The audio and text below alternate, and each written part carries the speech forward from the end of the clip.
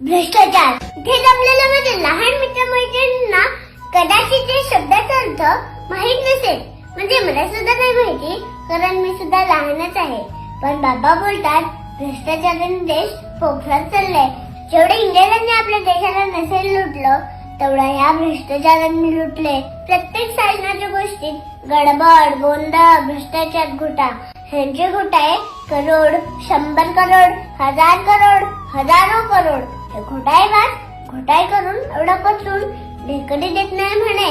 जेवढी आपली लोकसंख्या आहे आणि जेवढी आपण सगळ्या गोष्टी टॅक्स भरतो, हे पाहून आपण जगातले महासत्ता कधीच बनायला हवं होतं. पण या घोटाळेबाजांमुळे आपल्या देशाचं अतोनात नुकसान होत चाललंय.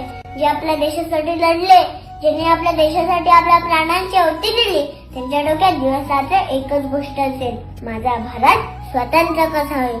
आणि या घोटाळेबाजांच्या डोक्यात दिवस रात्र एकच गोष्ट असेल, आपल्या सदृढ भारताला लुटून कुपोषित कसं केलं जाईल. आणि हे सगळं ते आरामात करू शकतात, कारण त्यांना माहित आहे भारतातील भोळी भाबडी जनता गांधीजींच्या 3 माकडांप्रमाणे आहे.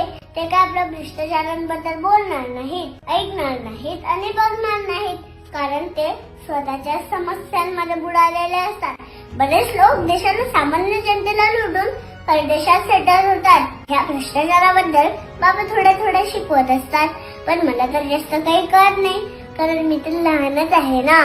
पण प्रश्न जर भारताला कमकुवत करण्याचा असेल तर भ्रष्टाचार बघू नका, अफरातफर ऐकू नका, प्राण्यांबद्दल बोलू नका.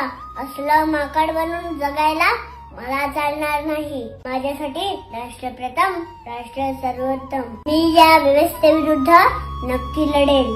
धन्यवाद. माफ करा, मी तुम्हाला सुरुवातीला स्वातंत्र्य दिनाच्या शुभेच्छा दिल्या नाही. सर्वांना स्वातंत्र्य दिनाच्या खूप खूप शुभेच्छा. जय जवान, जय किसान, जय हिंद, जय महाराष्ट्र. बोला भारत.